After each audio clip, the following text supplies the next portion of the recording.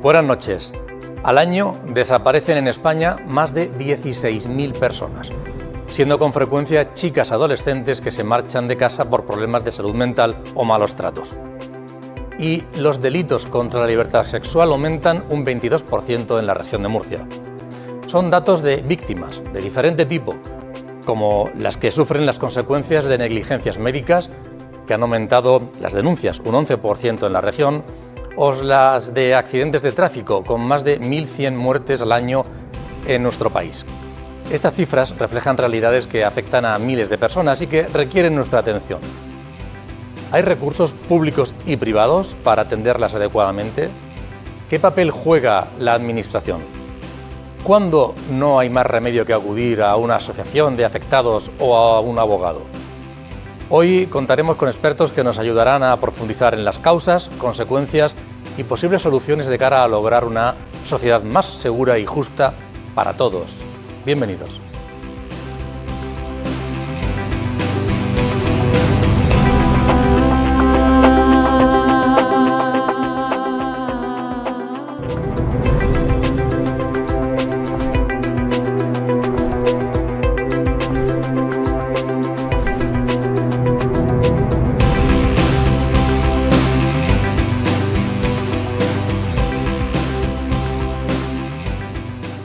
Muy buenas noches. En efecto, vamos a hablar de seguridad, vamos a hablar de víctimas.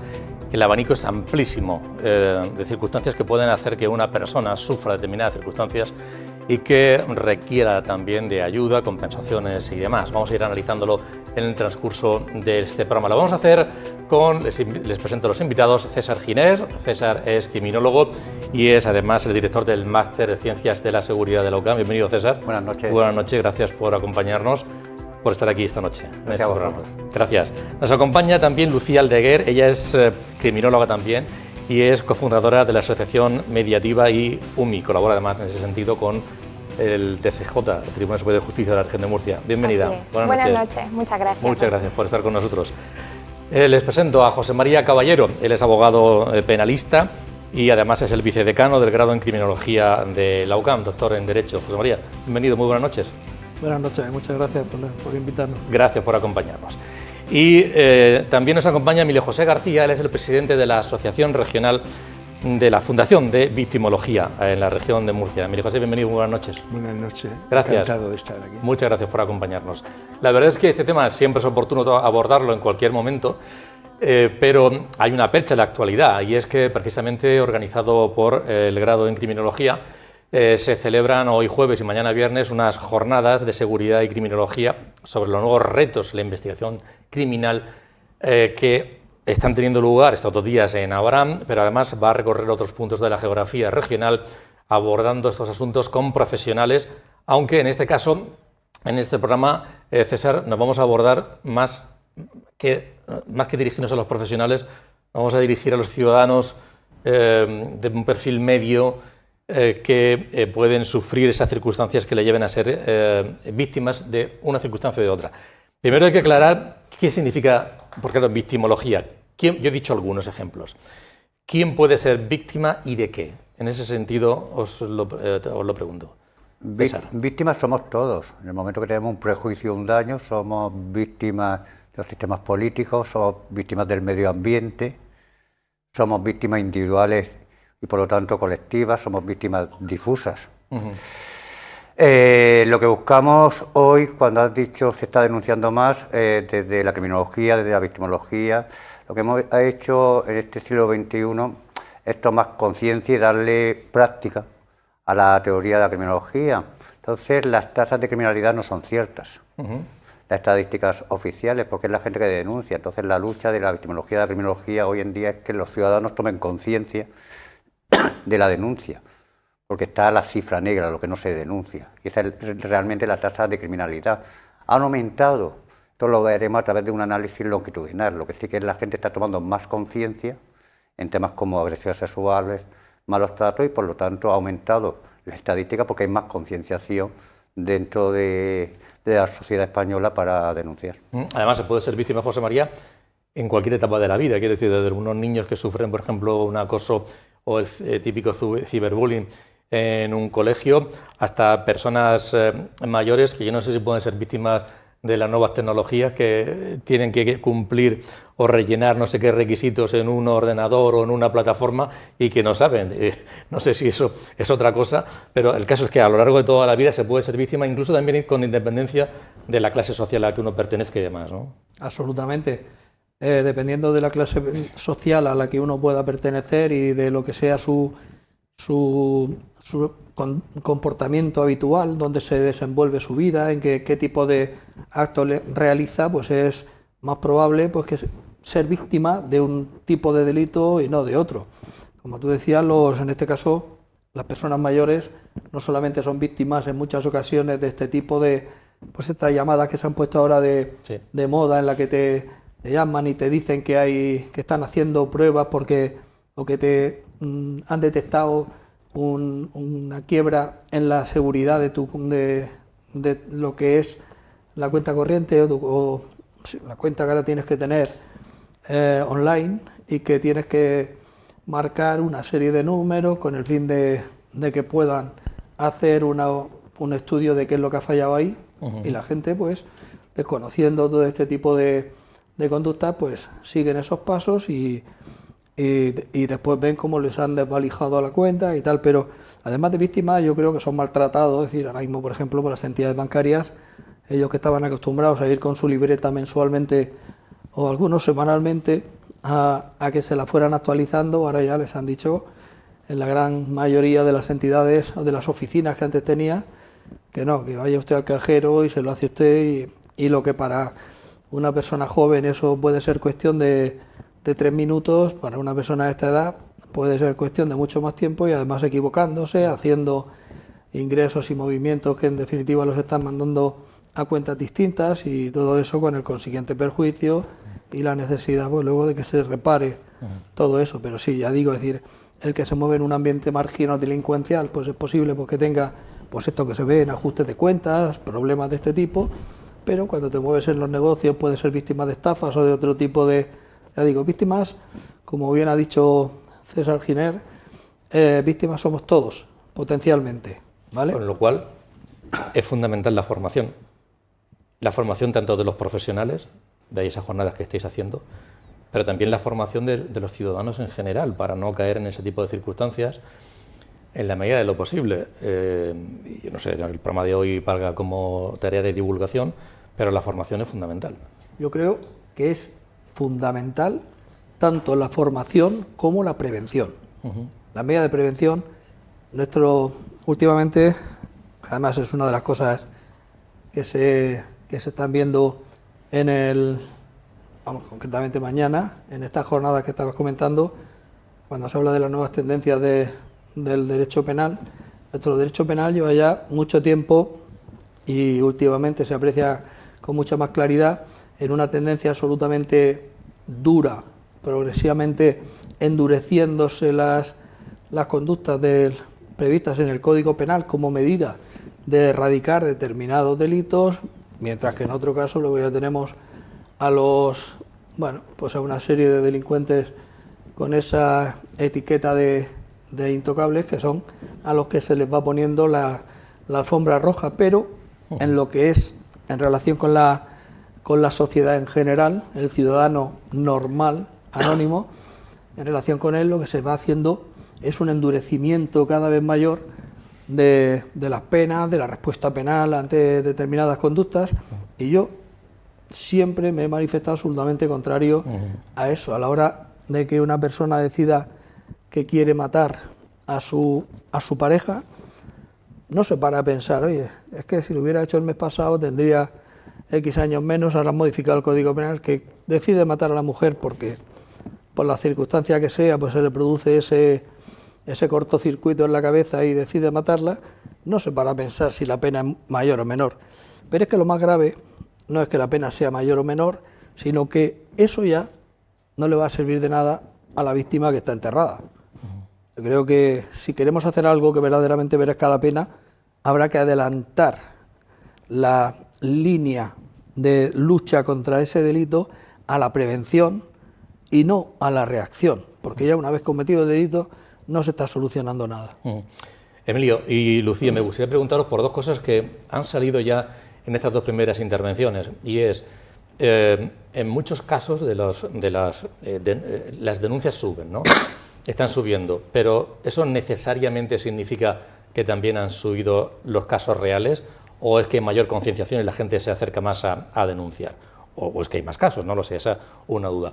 Y luego también tipos, hay algunos casos que pueden estar saliendo más últimamente en estas, no sé, estos 2, 3, 4 años, que con anterioridad no aparecían tanto, es decir, los perfiles en definitiva, Emilio. Bueno, hay que tener en cuenta lo siguiente.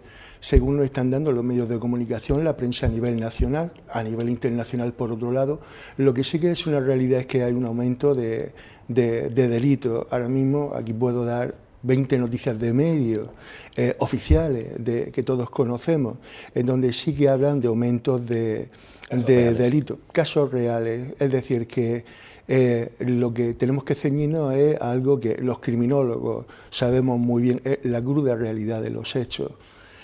Incluso en algunas ocasiones nos llaman los limones porque somos ácidos, no a la hora de manifestar nuestras expresiones o nuestras investigaciones o lo que sea. Motivo por el que el ciudadano va teniendo mayor conciencia de ser no solamente víctima, sino de que está empezando a tener miedo realmente de convertirse alguna vez en víctima, porque va escuchando, va percibiendo lo que, entre otras cosas, los medios de comunicación nos están diciendo, incluso los medios oficiales denominados de prensa amarilla, ya están teniendo unos determinados espacios para hablar de delincuencia, delitos, etcétera. Eso es lo que hace que el ciudadano en algún momento vaya percibiendo una sensación de que puede llegar a ser víctima. Tenemos que decir que hay algo que es muy claro. Cuando las cifras oficiales nos dicen de que hay, un ejemplo, 1000 delitos cometidos, siempre suponemos que hay 1000 personas que han sido victimizadas, evidentemente, es lo que se reconoce como la pareja penal, aunque de eso nos puede decir, nos puede hablar muchísimo mejor don José María Caballero. Pero hay que tener en cuenta una cosa, que no son 1000 víctimas lo que podrían haber, porque siempre hay algo que es la victimización que rodea a la víctima respecto a su familia. Sea una niña la han violado o la han abusado sexualmente, o a una joven, víctimas indirectas son papá, mamá, el hermano, la abuela, los familiares, los vecinos, que se aterran de que determinado individuo hagan actos que dentro de nuestra naturaleza humana nos parecen increíbles. En ese sentido, también, Alicia. Lucía. Lucía, perdón. No te preocupes. Nada, sí, yo considero que sí que es verdad que hay muchísima más concienciación, por lo tanto, sí que hay más denuncias al respecto. Por ejemplo, en violencia de género, eso hace años no se consideraba tan como ahora, no era tan consciente, ¿no? O la violencia doméstica. Pero por otro lado también se han aumentado otro tipo de delitos, como pueden ser los delitos de las nuevas tecnologías, pues de delitos de estafas a través de las redes sociales. Como ha dicho antes José María Caballero, están a la orden del día. De hecho, ¿quién no conoce que le hayan estafado de su entorno familiar a través de las redes sociales? Todo el mundo conocemos a alguien, ¿no? Entonces, pues por ese lado también se han aumentado mucho los delitos. Y hablando de los delitos de, como él ha dicho, de las víctimas de, por ejemplo, agresión sexual, no solo son víctimas la propia víctima que ha sufrido el hecho, sino todo su entorno. Toda la comunidad también, porque imagínate un pueblo que ha sucedido este hecho, no se sabe quién ha sido. Toda la comunidad, todos los vecinos crean ese miedo. Entonces, al final, las víctimas no solo es que muchas veces solo se centra en la persona que ha sido cometido el hecho, sino que se engloba a muchas más personas. Vamos a empezar, si acaso, poniendo ejemplos concretos, que yo creo que nos ayudará a hablar de las víctimas y también qué podemos decirles al respecto. José María, llevamos un principio de año, de hecho algún periodista ha contactado contigo para que le des tu opinión, porque en la región de Murcia, por ejemplo, ha habido 9 crímenes en lo que llevamos de año, algo que no es para nada habitual, por desgracia siempre hay, pero no se han alcanzado esas cifras. Son cosas absolutamente accidentales, no tienen ninguna hilo conductor, no hay nada en común al respecto. ¿Qué valoración se puede hacer ahí? Es lo que más impacta, ¿no? Lleva 9 y llama muchísimo la atención, y los medios de comunicación así lo han puesto de manifiesto. A ver, realmente, por un lado, los delitos, como estábamos comentando, han aumentado. De hecho, hace unos años las estadísticas ponían a España a nivel de delincuencia entre los países de la Unión Europea y países de nuestro entorno, era el penúltimo en nivel de delincuencia. España se consideraba un país bastante seguro y hoy día eso se incrementa bastante. España ha subido, en eso le va a España mucho mejor que en Eurovisión. Ahí hemos subido como la espuma, ¿vale?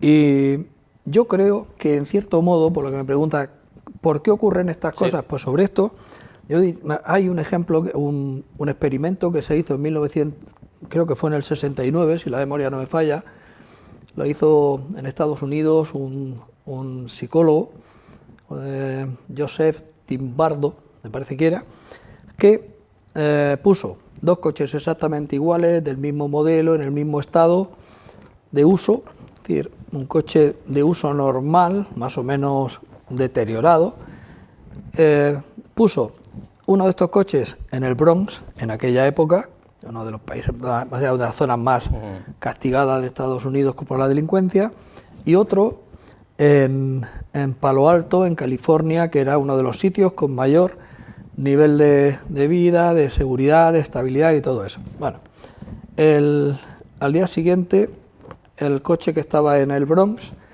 ya le habían quitado las llantas, se habían empezado una labor de desguace del coche, quitándole todo lo que progresivamente, conforme iban avanzando los días, iba quitándole todo lo que podía tener algún valor de ese vehículo. Mientras que el coche que estaba en Palo Alto estaba totalmente intacto. Cuando ya el coche del Bronx prácticamente había desaparecido, lo que hizo el autor de este experimento fue romper una de las ventanas del vehículo que había en Palo Alto, de manera que diera la imagen de ser un vehículo que había sido vandalizado.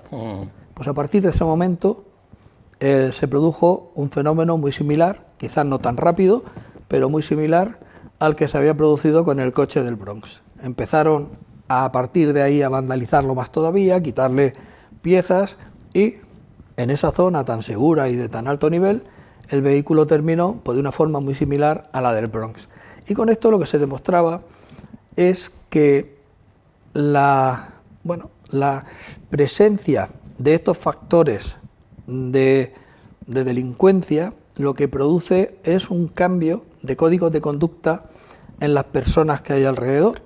Es decir, de alguna forma te vas como adaptando, habituando al delito, va perdiendo importancia lo que es el grado de inhibición que tú tienes, porque ves que es algo que empieza a convertirse como en algo normal. No pasa nada. Y a partir de ahí el respeto se va perdiendo. Empieza a bajar el nivel de inhibición de la persona, pero precisamente por eso, porque se llega a asumir casi como un comportamiento normal lo que se está produciendo, y esto es perfectamente trasladable pues a algo que las muertes llaman muchísimo la atención, pero lo que también se ha incrementado cuantitativamente, pero en un nivel brutal, es los apuñalamientos en fin de semana. Es decir, que en una pelea que se puede producir en atalayas, en una cafetería normal y corriente, ya no es que se den puñetazos, sino que además apuñalan, y esto se produce cada vez con más frecuencia. En vez de reprimirse esos comportamientos, lo que pasa es que como se empiezan a ver como algo que es normal en una pelea, y que esa pelea se puede producir, pues cuando salgo ya preparado con esto, por lo que pueda encontrarme y se produce un fenómeno de mimetización por parte de la sociedad y de asunción de esos, bueno, pues de esos casos como algo que puede ocurrir. Y esto ha dado lugar en algunos casos, podemos ver por ejemplo lo que pasó en El Salvador, sí, que se tuvo que actuar de esa forma tan contundente. Eso se ha trasladado a Ecuador. En Ecuador la seguridad y el valor de la vida pues es ahora mismo mínimo, y es por eso, es decir, porque al final la sociedad se contagia de eso y hay más gente de la que piensa que aquí todo vale que de la que mantiene valores. Yo creo que además, coincidiendo plenamente en lo que dices, fíjate, hace unos días, saben ustedes, si siguen este programa habitualmente, que el Observatorio Español de Estudios Demoscópicos, el OBEDE, que pertenece a la UCAM, hicimos un estudio que, bueno, fundamentalmente lo que sale en los medios de comunicación luego, a los que les enviamos ese informe, es la predicción electoral, quién va a ganar, quién va a vender, cuántos diputados y demás. Pero se preguntaron muchas cosas más. Y una de las preguntas es esta que les estamos mostrando ahora mismo, y es el nivel de percepción que tienen los ciudadanos sobre la inseguridad que pueda haber en el entorno, a nivel de percepción que tienen los ciudadanos. Y en este sentido, la gran mayoría lo que dicen es que se sienten algo inseguros o bastante inseguros. Es la barra naranja que está en el centro, que sube al 45-48% de personas que se sienten algo inseguras, y la verde, en torno a un 25%, que se sienten bastante inseguros.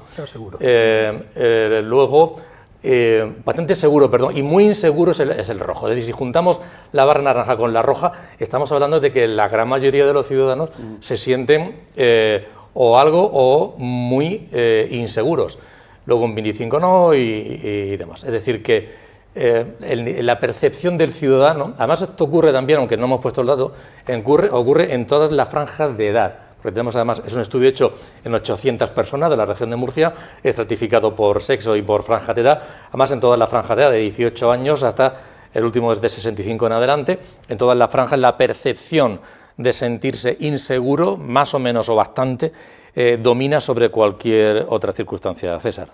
Sí, el gran problema que hay hoy es la inseguridad, que hay esa percepción, esa interpretación que tenemos. Todo el mundo en los últimos años, todos estos años, hemos visto en nuestras ciudades, en Murcia, cómo ha aumentado la delincuencia callejera, cómo atracos, robos, peleas, lo vemos el día a día. Todo el mundo o hemos sido víctimas de un delito o tenemos a un conocido que lo ha hecho. Eso genera la inseguridad que estamos viviendo. Nos encontramos ante, lo ha dicho antes José María, ante nuevas tipologías delictivas con la ciberdelincuencia. Como has dicho, nos encontramos con 9 tipos de asesinatos. Yo que viajo mucho a Sudamérica, aquí se ha trasladado, José María lo ha dicho antes, Ecuador, El Salvador. En este mundo globalizado se ha trasladado también el delito. Entonces, donde la vida no vale nada, donde vemos en estos asesinatos a sicarios. Esto lo he visto yo constantemente en Sudamérica y cómo está sucediendo ahora en España. Entonces nos encontramos ya no solo esa ciberseguridad, sino esa idiosincrasia delictiva, moral, con la ruptura de vínculos sociales, ha sido trasladada a España. Por lo tanto, desde las instituciones, desde la criminología, tendremos que abogar por una concienciación de conductas prosociales en aras a que esa percepción sea mucho menor. Yo hoy he abierto la jornada, en la primera charla, y he puesto una foto de mi madre en su 80 cumpleaños, en septiembre, para hablar de esa percepción de inseguridad. Y la he puesto porque mi madre no se pone joyas porque le da miedo, mi madre no va al banco con la tarjeta porque le da miedo, ni sus amigas tampoco, y es por esa percepción que tenemos. Cuando antes Murcia era mucho más segura y no existía esta interpretación de miedo a que me puedan hacer algo. Emilio, si tuvieran que preguntarte, ¿qué responderías ahí? Porque también la percepción puede ser algo muy subjetivo. Quiero decir, puede no haber una situación de peligro real, pero tú sentirla, tú percibirla, y que además si ves en los medios de comunicación casos que están apareciendo con frecuencia, terminan calándote. Es algo muy subjetivo, ¿no? Sí, sin duda. Es subjetivo, pero es subjetivo evidentemente. Las personas ahora mismo estamos dentro de un entorno, estamos viviendo una circunstancia en donde desde un punto de vista global tenemos 25 conflictos bélicos abiertos actualmente en el mundo, conflictos, guerras, etcétera, donde nos estamos dando cuenta de que hay muchos países en donde la explosión de violencia es algo normal. Tanto el doctor César como el doctor Caballero, como mi persona, que hemos viajado, por ejemplo, a ciudades maravillosas que amamos con locura, México, Colombia, Costa Rica no tanto. Nos hemos dado cuenta de que no hay un ciudadano allí ya en México, porque antes ellos tenían una percepción hace muchos años de aumentos del delito. Ahora ya no hay una sola persona que pueda decir, o que no pueda decir, yo no conozco a nadie, no conozco a nadie que en algún momento determinado no haya sufrido un delito. Están desapareciendo las personas, las jóvenes, los niños. Jalisco, el entorno de Jalisco es uno de los entornos más peligrosos que hay actualmente en México. Colombia, un aumento especialmente. España ha sido un país muy seguro. España ha sido un país muy seguro, en donde los ciudadanos a cualquier hora de la noche podíamos salir a la calle, en donde cualquiera de los que estamos aquí podíamos irnos hasta las 4 o 5 de la mañana, pero lo mismo que lo hacían nuestros padres, porque no hemos considerado entornos seguros.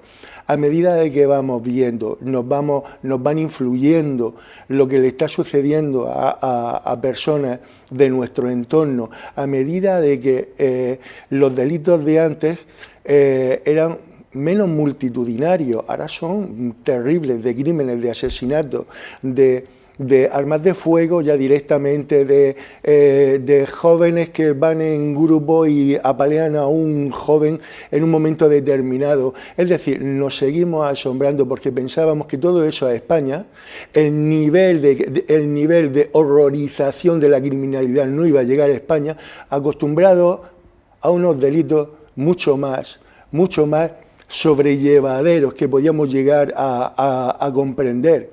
Entonces, todo eso es lo que se va convirtiendo de algo que era subjetivo, en donde poco a poco se va convirtiendo, o pienso yo, en algo bastante más objetivo. Por ejemplo, en nuestra, ya por la edad, excepto la dama, que es mucho más joven que nosotros, en nuestro pensamiento cuando éramos jóvenes no habían delitos de abusos sexuales con o sin penetración. ¿Por qué motivo? Porque eso no nos entraba en la cabeza, era imposible. O si lo había, no se denunciaban. Evidentemente, es decir, pero nosotros... Por el estigma también. Correcto, eso está bien, que correcto. El estigma seguramente que se producía hace años, para no decirlo, la vergüenza en la familia, también. Ahora se toma la decisión de dar el paso y denunciarlo. Sin duda alguna. Entonces ahora los datos que nos están transmitiendo Fuerzas y Cuerpos de Seguridad del Estado es un aumento, aquí en Murcia, por ejemplo, de casos de abusos, de violaciones, en donde especialmente las personas que vamos teniendo más edad nos va llamando la atención porque pensábamos que eso nunca lo íbamos a vivir. A partir de ese momento nos encontramos en una situación no de shock, porque somos maduros y sabemos llevar el tema.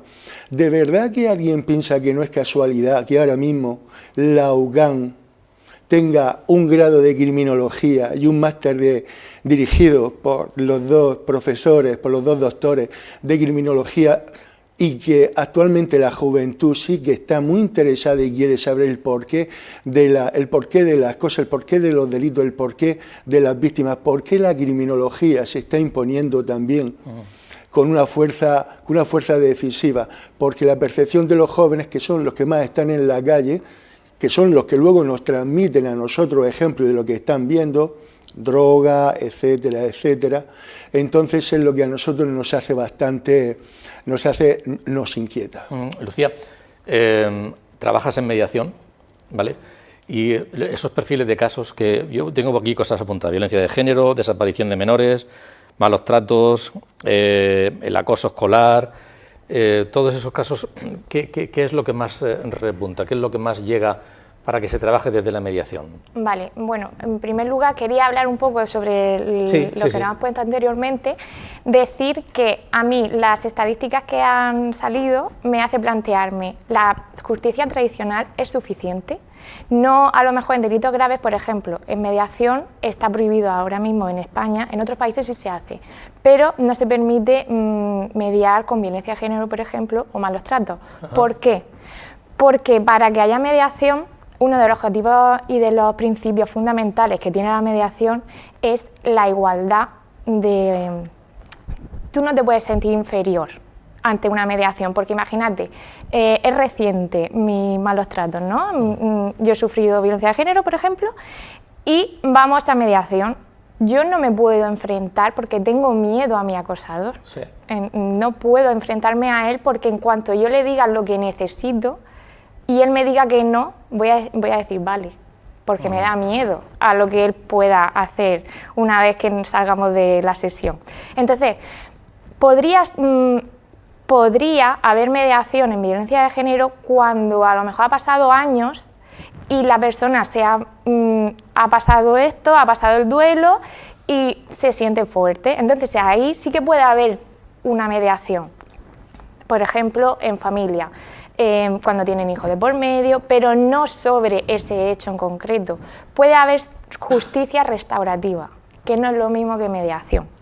La justicia restaurativa se centra dentro de una de las prácticas restaurativas es la mediación, pero sería más como involucrar a más partes. La justicia restaurativa engloba tanto a la familia de la víctima como a la del agresor para que se sienta respaldado también, porque al final es muy importante que para que esto exista haya como que él sepa que lo ha hecho mal. ¿Entiendes? No, si no sabe que lo ha hecho mal y él cree que está todo bien, pues obviamente no hay cabida para la mediación, ni para las prácticas restaurativas, ni la justicia restaurativa. Necesitamos que haya una responsabilización, eso es, que no me salía, perdón. Que haya una responsabilización de los hechos y que quiera reparar el daño. Eso es fundamental dentro de la mediación. Si me permite, Sí. yo es que tengo que discrepar del tratamiento que recibe el tema de la violencia de género, así hablando en abstracto, porque si vemos las estadísticas, vemos que hay un porcentaje brutal de condenas de violencia de género por hechos absolutamente nimios, ¿vale?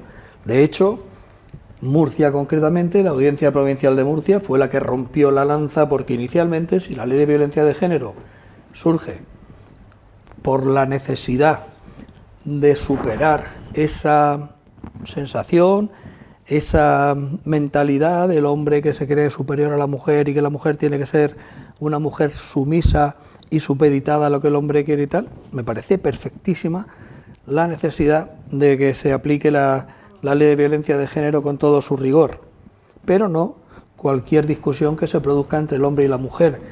La Audiencia Provincial de Murcia empezó a distinguir ese tipo de supuestos, es decir, aquí se ve un supuesto que hay una actitud claramente machista y que requiere que actuemos que se aplique la ley con todo su rigor, mientras que hay otros muchos supuestos de una simple discusión que se ha producido entre el varón y la pareja, sin que ello suponga que haya dominación.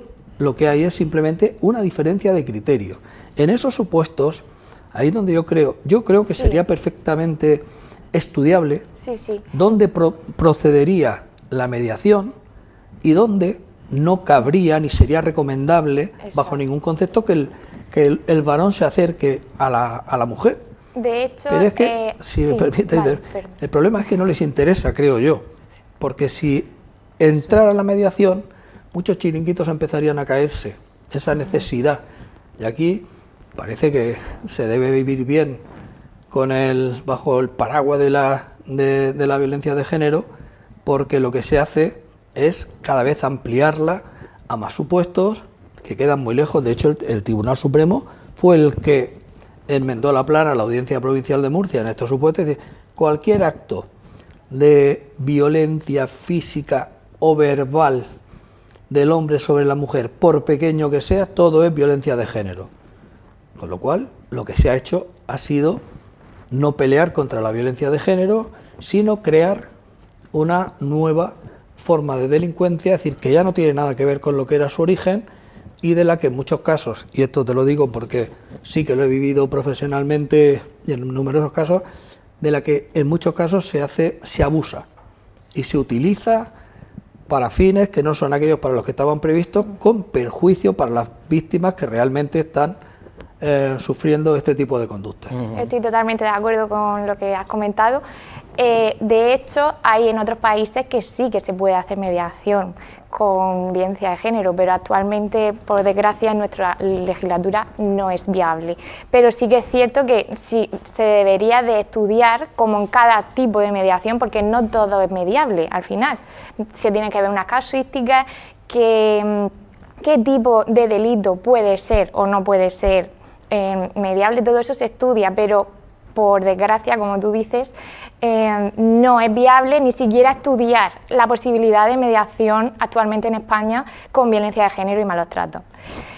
Yo a lo que me he referido anteriormente, a los casos reales de violencia de género, obviamente los casos de discusiones, las tonterías, que al final también puedo ser yo la que insulte a la otra parte, ¿no? Como mujer, quiero decir, eso para mí no es violencia de género, aunque sí que haya muchas denuncias que se aprovechan de eso, desgraciadamente. César, sí, comenta. Era porque es muy interesante, justicia restaurativa y mediación penal, es muy interesante. Y a mí me gustaría comentarle a Lucía, preguntarte, Sí. Como experta en este tipo de asuntos de mediación, ¿sería conveniente que en algunos casos, cuando hay una persona que ha maltratado a la esposa y ella está lo suficientemente madura como para poder sentarse enfrente a su esposo o hacia su maltratador, con su maltratador, para que de alguna manera ella pueda escuchar el perdón de la persona de te pido perdón? Así es, de hecho... O también vale. él que pueda decir, discúlpame, no lo voy a hacer más, he venido con drogado, he venido con alcohol, Es decir, ¿cuál sería el momento para hacer una mediación entre dos partes, entre una parte que ha maltratado a la otra, pero una persona también, la mujer, que a lo mejor lo ama, lo quiere, que tiene una familia, etcétera? ¿Existe algún punto? Sí, de hecho en AUMIM, en la Unidad de Mediación Intrajudicial de Murcia, nos han entrado varios casos de este tipo, pero no por denuncias por violencia de género, sino a lo mejor por impago de pensiones, que sea derivado por otras causísticas, pero que lleguen ahí y descubramos durante la mediación que han habido malos tratos. Eso es viable siempre y cuando la víctima esté de acuerdo y nosotros veamos que está preparada para poder enfrentarse a su marido en este caso. En esos casos es muy importante primero trabajar con la víctima para nosotros poder evaluar realmente la posibilidad que hay y cómo de fuerte empoderar. Nosotros necesitamos empoderar a la víctima para que ella se sienta capaz de sentarse enfrente de él. En mediaciones, bueno, uno de los principios también es que es flexible. También puede ser que ella quiera tener esa mediación, pero al principio puede ser que le dé miedo enfrentarse, estar cara a cara, ¿no? Al final. Entonces tenemos la posibilidad de hacerlo en salas diferentes. Nosotros, siempre respetando la confidencialidad, le vamos trasladando lo que nos vayan dejando cada parte para ir mediando, ¿no? Al final. Y lo ideal es que llegado a un punto ambas partes se sienten y, como tú dices, casi siempre surge como una magia. Y casi siempre el maltratador termina pidiendo perdón a la víctima y ella acaba En una ocasión le preguntan a un mago, oiga, ¿y usted cómo es capaz de hacer magia? Y dice, porque yo soy mago, porque es que yo creo en la magia, por eso hago magia. O sea, César, voy a otro colectivo, el colectivo de las víctimas cuando son los chavales en los institutos, en los colegios, el ciberacoso. Que ya no se produce en el marco físico del instituto, que además, precisamente la nueva tecnología lo que te permite es que durante todo el día puedes estar con ese acoso sobre algún chico o alguna chica. Háblanos un poco de esa víctima, no sé si hay un perfil, si hay una circunstancia, pero luego también me llama mucho la atención el que tenemos la tendencia, o existe la tendencia rápidamente cuando pasa algo a sacar el móvil y grabar. Y en estos casos incluso hay gente que graba y hay gente que difunde y que se siente seguramente protagonista de ver que yo tengo esto, soy capaz de conseguirlo y lo comparto, ¿no? ¿Y qué papel juegan unos y otros? Cuando se aparece en esta pareja víctima y acosador y acosado en las aulas escolares, falta una pata más, ¿Sí? que es la persona que lo está observando. De hecho, la UNESCO ahora ha publicado que el 85% de las situaciones de acoso que se dan, hay miembros que lo están viendo y que lo están apoyando. Para ser violenta, lo primero que necesitamos es saber hacerlo, y eso lo aprendemos por aprendizaje vicario, por observación y por imitación. Hemos aprendido a través de las redes a grabarlo. Cuando una persona, por muy menor que sea, está acosando a otro, no es algo puntual, que pueda ser la impulsividad, sino es una persona que está hostigando, maltratando a otra persona y que él está disfrutando. Por lo tanto, tenemos que ver que esa persona algo no está funcionando. Ese acosador lo que está consiguiendo es dominar a una persona que está hostigando y controlarla, y está consiguiendo con ello poder. Un poder que es refrendado por esas víctimas, por esas personas que lo están viendo y que por temor, por miedo a no ser ellos también acosados, no hace absolutamente nada. Eso significa que en esta parte de la criminología, en este sistema educativo, piénsate, que es un sistema educativo del siglo XIX, con profesionales del siglo XX y con alumnos del siglo XXI, con nuevas tipologías, con nuevos problemas. La sociedad ha avanzado y el sistema educativo no. Para mí es incomprensible hoy en día que haya un profesor de matemáticas, mi hermana es profesora de lengua y literatura, haya un orientador con suerte para un centro educativo, pero que no haya, aquí lo hemos hablado, los problemas de salud mental de los jóvenes, que no haya un psicólogo. Es impensable, para mí es impensable con todos estos problemas de convivencia, y donde buscamos que los jóvenes aprendan a convivir, que no haya un criminólogo que se encargue de los planes de convivencia. Y entonces se produce esto, realmente. Fijaros que estaba haciendo un estudio de acoso escolar y creo que, si no recuerdo mal, que el castigo mayor a una persona que acosa son 14 días de expulsión. Eso realmente es un castigo para los padres, no para él. Y no se le ocurre, por eso he dicho que hace falta el criminólogo, hace falta el psicólogo, que esa persona que está disfrutando, que está hostigando, esa persona tiene rasgos que no podemos normalizar. Esa persona necesita ser tratado. Si hemos visto en estos casos cómo personas que han asesinado van a la cárcel para insertarse y resocializarse, ¿cómo no somos capaces en la sociedad de intentar reeducar e integrar a nuestros hijos, nuestros vecinos, a estos jóvenes que todavía no se han formado? Por eso tenemos que combatir, tenemos que tratar para estos observadores, que tal vez el punto de inflexión realmente, trabajar una empatía activa realmente, no una empatía de palabras. Tenemos que trabajar una valentía moral, eso es trabajar en nuevos valores prácticos, no teóricos. Y sobre todo necesitamos una acción colectiva desde la familia, desde el colegio, desde la comunidad y desde las asociaciones e instituciones. ¿Quieres apuntar algo, verdad? Sí, estoy totalmente de acuerdo con todo lo que ha comentado, pero añadir la mediación escolar y las prácticas restaurativas dentro del centro escolar. De hecho, nuestra asociación mediativa estamos haciendo proyectos que ya hemos hecho varios talleres en algunos colegios y el año que viene vamos a impulsar en otros centros con el objetivo de tener un mediador fijo, como un orientador, como ha dicho él, dentro del colegio. haciendo prácticas restaurativas. En casos de bullying, por ejemplo, se puede tratar, ¿sirve de algo? Como ha dicho él, ¿sirve de algo la expulsión de 10 días? Realmente solo castiga y es perjudicial al final para el alumno porque pierde días de colegio o de instituto, exámenes, es perjudicial al fin y al cabo. Entonces, ¿qué es mejor? ¿Que se castigue simplemente o que se responsabilice de sus hechos? Entonces, aquí la mediación es donde entra. Le da la oportunidad de responsabilizarse de lo que ha hecho, de sentarse frente a la persona acosada y poder reparar el daño. Entre ellos, decidir qué puede hacer. Mira, os voy a contar, si os parece. Vale. Hace un mes o así tuvimos un curso de justicia restaurativa y de prácticas restaurativas. Y Jan Smith, bueno, un conocedor de prácticas restaurativas muy importante a nivel mundial, fue quien nos hizo el curso. Y nos habló de unas prácticas restaurativas que hizo hace en torno a un año.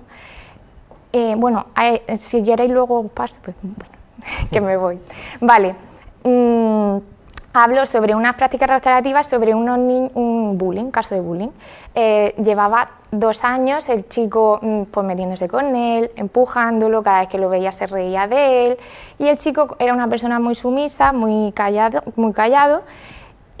pero hasta que un día pues, se harta. ¿Y qué pasa? Que bueno, le sube cosas a las redes sociales, etcétera.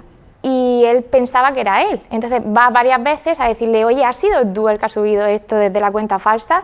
Y él se reía de él y pasaba. Pues una de esas llevaba el chico un destornillador y se lo clava en la cabeza cuando se da la vuelta. Podría haber sido atroz. Gracias a Dios no pasó nada. Y entonces, ¿qué pasó en ese momento? Que el acosador se da la vuelta y termina siendo víctima. Al chico acosado lo expulsan del colegio. Y luego cuando vuelve a la clase le cambian de clase para que no estén juntos de la misma clase. Están ahí viendo cómo hacerlo porque quieren expulsar completamente, el chico tiene muy buenas notas, quieren expulsarlo, que vaya a otro colegio.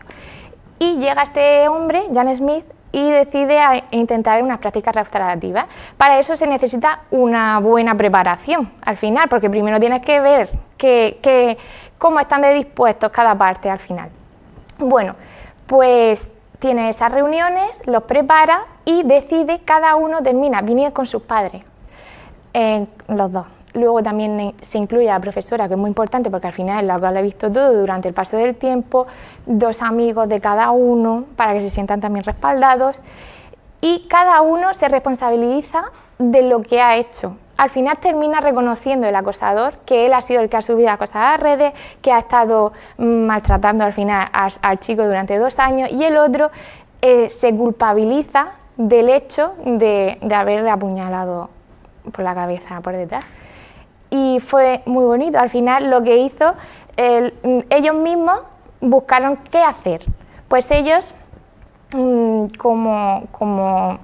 para reparar ese daño, bueno, obviamente el perdón mutuo, y luego él reconoció, subiendo a las redes sociales, pidiendo perdón públicamente de los hechos que habían ocurrido. Y a partir de ahí, pues incluso se empezaron a llevar bien y todo. Hay 2 cosas más que me gustaría abordar de víctimas, José María y Emilio, abordarlo como consideréis.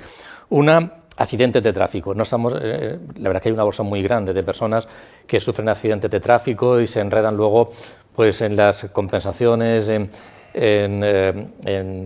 nivel económico, luego el tema sanitario y demás. No sé cómo estamos en estos momentos, si se ha elevado mucho, si no, cómo andamos en cuanto a esa bolsa. Y luego también el de las negligencias médico-sanitarias, que al final tratas con la administración si no quieres acudir a un profesional que te eche una mano. Son 2 bolsas también de víctimas, bien de accidentes de tráfico, bien de negligencias médico-sanitarias. En ese sentido, ¿qué podemos aportarte? ¿Cómo andamos en ambos asuntos?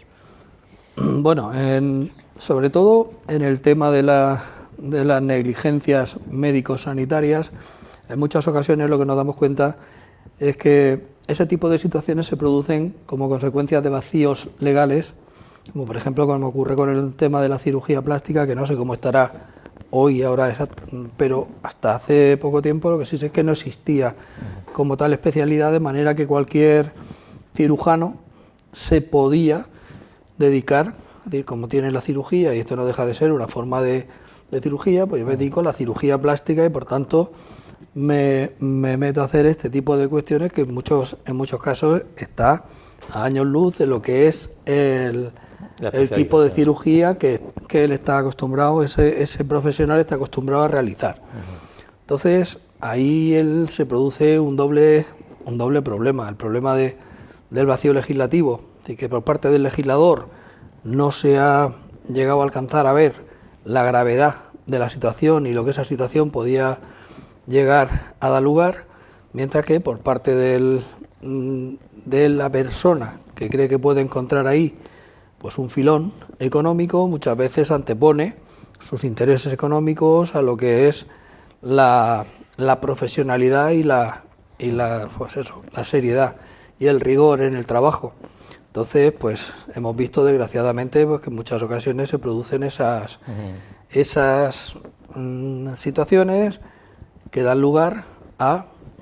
que se dan además en muchos casos como consecuencia de una minimización artificial de los riesgos que conlleva. De hecho, bueno, hemos tenido conocimiento de que se han llegado a realizar este tipo de prácticas en ocasiones en lugares totalmente, vamos, inapropiados, es decir, sin un mínimo de esterilización, es decir, porque como esto es una cirugía que es mínimamente invasiva o que esto, se buscan excusas aprovechando pues eso, esa falta de regulación para poder llevar a cabo, para realizar este tipo de conductas, muchas veces en una simple consulta de una esteticien o cuando un quirófano requiere que se trate con el rigor y con la severidad en cuanto a medidas higiénicas, de esterilización, etcétera, etcétera, necesarias. Y ya digo, hay un aprovechamiento de esa situación para que mientras dure, pues tratar de sacar, de explotar esa posibilidad. Además, yo imagino que ahí también entran en conflicto dos circunstancias. Una, lo que puede ser objetivamente un caso de negligencia por demora, por tardanza, por un error en el diagnóstico que desgraciadamente se produce, por una mala praxis que seguro que se produce. Eso son casos, digamos que objetivamente reales y son víctimas. Pero luego también está, por otra parte, lo que hablábamos antes, lo de la percepción, lo de la sensibilidad, la subjetividad. Es que yo creo que me pasa, yo creo que necesito, desde que me traten tal cosa, a que me den tal medicamento o que me den la baja, o no sé qué, es decir, ahí hay una serie donde se mezcla lo objetivo con lo que es una percepción y una sensibilidad, bueno, ¿no? Se produce, yo creo que aquí hay un fenómeno de encuentro. Eso es. Por un lado, efectivamente, quien se dedica a realizar este tipo de cosas con una excesiva relajación de lo que serían las obligaciones, precisamente aprovechando que no existe esa regulación específica de la materia, mientras que por otro lado, desde el punto de vista del paciente, también se nos está contagiando un poco la costumbre esta americana de que si no está todo 100% como yo quiero, hay gente que quiere ir a operarse de apendicitis y salir sin cicatriz, y como me has dejado la cicatriz te voy a meter una demanda, voy a llamar a mis abogados que te van a hundir. En ese aspecto estamos entrando ya y de hecho pues ya se están incrementando los precios de los seguros, precisamente por eso, por el aumento de litigiosidad, por la reclamación de responsabilidad civil. Ahora ya por cualquier cosa se reclama la responsabilidad civil y bueno, ahí también, eso también está influyendo bastante, es decir, en el aumento de litigio, no solamente porque hay más conductas que pudieran considerarse no adecuadas, sino también porque el paciente se ha contagiado de esa costumbre, es decir, aquí os salgo 100% curado, cuando, como decías, son profesiones en las que nosotros tenemos obligación de medios, no obligación de resultados. Es decir, cuando una persona se pone a operar a otro de una operación del corazón, tiene que poner todo su conocimiento, toda su ciencia en la realización de la operación, pero ni tiene varitas mágicas ni es Dios para decir no te vas a morir. Si le toca y por mucho que tú hagas, al final va a llegar el mismo resultado. y luego tienes que salir a decírselo a la familia y ver qué tipo de familia es, porque cuando te traen el anciano con 120 años y porque tiene ya el corazón hecho polvo y se te muere en la operación y te dice que es que lo han matado con toda la vida por delante, pues tienes que hacer frente a eso. Esas dos bolsas, accidentes de tráfico y problemas sanitarios. Emilio. Sí, yo quisiera reincidir en el tema que está comentando José María, porque es muy importante. Hace algunos años hubo, estoy hablando de hace ya bastantes años, 10, 15 años posiblemente, le preguntaron a muchos jóvenes españoles, un conjunto, para hacer una estadística, le preguntaban que cuáles eran para ellos los trabajos que más admiraban, ¿no? Y entonces, de forma sorpresiva, lo primero que dijeron era ser doctor en medicina y, en segundo lugar, más sorpresivo también, policía, que eso era maravilloso. Pero si entonces nos dábamos cuenta de la importancia que tiene, y cómo se valora a un doctor en medicina, por lo que implica, porque se le reconoce o damos por hecho que están únicamente para salvar a las personas cuando están en los peores momentos de su vida, cuando están enfermos.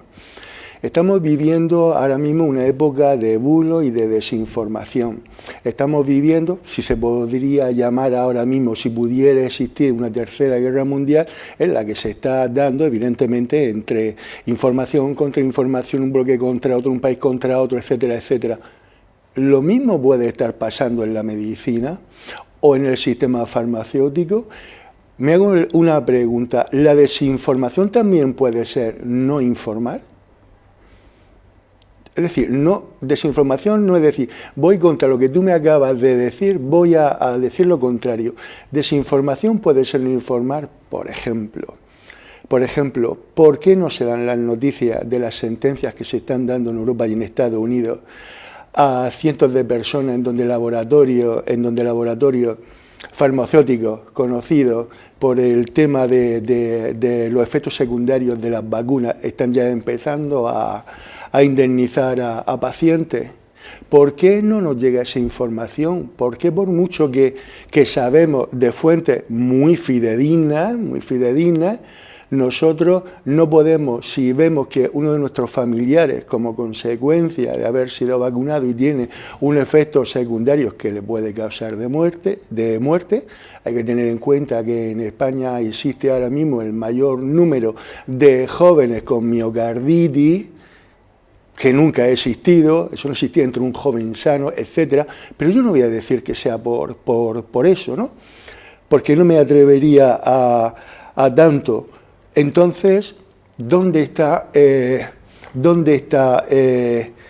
otra estadística, la información? ¿Dónde está otra estadística en donde dicen que los médicos americanos han causado más muertes con las recetas médicas que hicieron en determinado año que la guerra de Vietnam, por ejemplo? ¿Por qué ya está desapareciendo algo con lo que se han criado generaciones de personas en todo el mundo, y ha desaparecido ya la medicina natural prácticamente, tenemos que ir ya a morir? Me estoy tomando, o me llama el médico y me dice que para la ¿cómo se llama? Tenía esto que suele colesterol. Entonces me manda un medicamento y entonces se me ocurre ver los efectos secundarios del medicamento. Cuando me sacan una cosa así desde el prospecto, digo, yo esto no lo voy a leer porque me voy a aburrir, yo me conozco. Cuando leo que puedo perder el pelo, que no voy a poder a lo mejor en un determinado tiempo tener unas relaciones sexuales en condiciones, que voy a tener, por favor. Necesitamos que se nos informe, necesitamos más información y sobre todo de profesionales que nos estén diciendo otro tipo de realidad que no nos está llegando y todo eso. Entonces es muy importante porque que nunca se pueden aprovechar de la máxima confianza en los grandes profesionales que lo hay de medicina, en que de alguna manera se pueda el mito de la medicina o de la farmacopea venir abajo. Entonces, transparencia. Me gustaría que hubiera mucha más transparencia. Estamos ya fuera de tiempo y me gustaría terminar en positivo, si os parece, Sí. ¿no? Recomendándole a la gente pues, determinadas cuestiones, por ejemplo, pero en positivo, en ese sentido, ante esos abanicos de víctimas que hay, podemos serlo todos en cualquier momento, y es qué papel puede jugar la familia, digo en positivo como ayuda, como colaboración, como echar una mano para evitarlo de manera preventiva o para detectarlo y ponerle solución, papel de la familia, papel de los centros educativos, papel de los centros de salud también en muchas ocasiones, asociaciones, o un profesional, un abogado. Es decir, hay una red en la sociedad, sin duda alguna, importante, y en ese sentido, tanto la víctima como alguien del entorno, a quién puede recurrir, dónde se puede echar una mano y quién hay que puede, en positivo, ayudar a salir, insisto, prevenir, lo decía antes José María, que es la importancia, o después intentar solucionarlo lo antes posible. Vamos a terminar en positivo con ese mensaje. Tenemos César. que, en esa red, tenemos que trabajar todo en común, instituciones, comunidad, familia y colegio. Por lo tanto, tenemos que educar y formar para trabajar en común, que evitemos esa victimización. Para eso tenemos esa formación, es ver la victimogénesis, la victimodogmática. ¿Cuál es el origen de la victimización de una persona, de una institución? ¿O qué responsabilidad tiene esa persona, esa institución, de ser víctima? Por lo tanto, si somos capaces de conocer las causas que lo originen, seremos capaces de predecir, de prevenir y, si no, de intervenir en ese victimario. Por lo tanto, información, formación, educación en valores y conductas prosociales es el objetivo primordial, trabajando siempre en común. Bajo tu punto de vista. Estoy de acuerdo totalmente con César y añadir nuevamente la posibilidad de acudir como método preventivo a la mediación y a la justicia restaurativa. Si educamos y concienciamos a la sociedad de determinadas conductas, podríamos, o antes de llegar a lo que es el Tribunal Superior de Justicia, podríamos hacer que la sociedad pues vaya como en el camino de la paz. Emilio, ¿dónde podemos acudir? ¿Qué recursos hay? Los recursos más importantes son el primero y el principal, como no puede ser de otra manera, la familia. Es decir, ese es el recurso más directo y el más importante, porque está lleno de sensibilidad, tacto, amor, generosidad. Todos los valores humanos que podemos cada uno tener vienen depositados dentro del entorno familiar, al margen de los que haya luego alrededor de todo eso. A mí no me gusta hablar de la familia. Hay muchas clases de familias ya hoy en día. A mí me gusta, y digo ya, o hablo de mi tribu, hablo de algo quizá más íntimo, y siempre recuerdo en estos momentos de que yo, cuando estoy con mis hijos, no quiero que sigan al león, quiero que sean ellos leones, para saber defenderse en estos malos tiempos. Ya para acabar, y ya acabo, me gustaría dar mi solidaridad con el teniente coronel de la UCO, que actualmente por un individuo ha sido vilipendiado y en donde se ha deseado su muerte, así como transmitirle a la Guardia Civil mi afecto más sincero. Muy bien. José María, bueno, nos hemos dejado muchas víctimas. Cada vez que salen ciertas noticias en la prensa, al final somos víctimas de muchas cosas.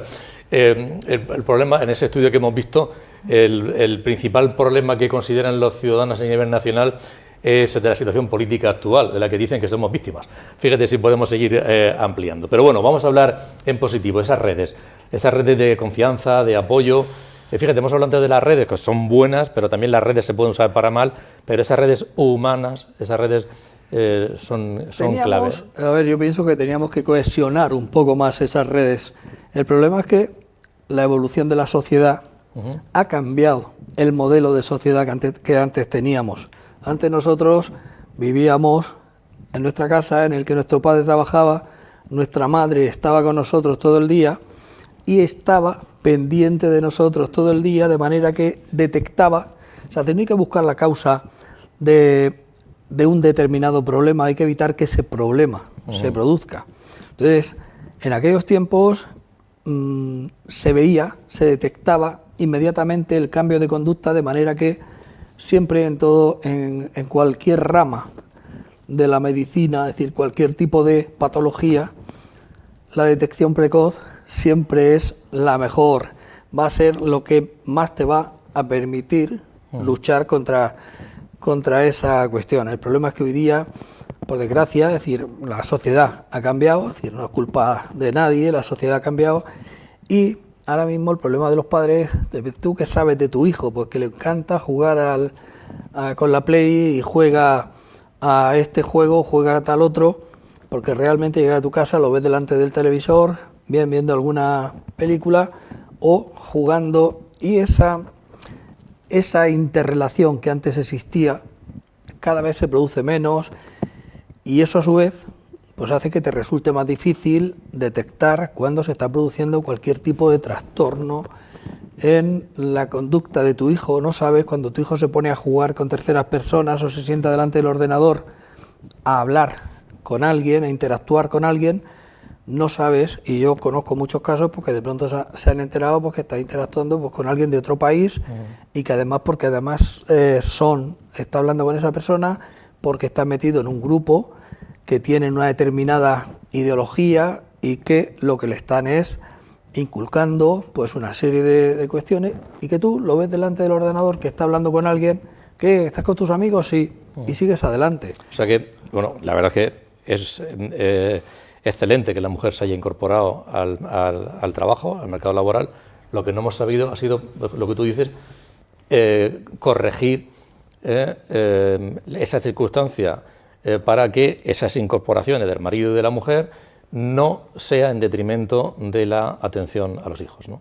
Desde mi punto de vista yo lo veo así, y seguramente yo soy el primero que lo ha hecho, pero eso no hemos sabido de alguna forma compensar o compaginar o reestructurar la relación para que, aunque dispongamos de menos tiempo, es decir, buscar siempre ese rato en el que compartirlo con los hijos y tratar de obtener la información necesaria pues para evitar pues, que se pueda torcer por algún camino que no sea el que tú quieres, y enterarte lo antes posible antes de que ocurra ya alguna cosa que es, por desgracia, con frecuencia, como muchas veces se enteran los padres, de que su hijo se había equivocado a la hora de elegir a los amigos.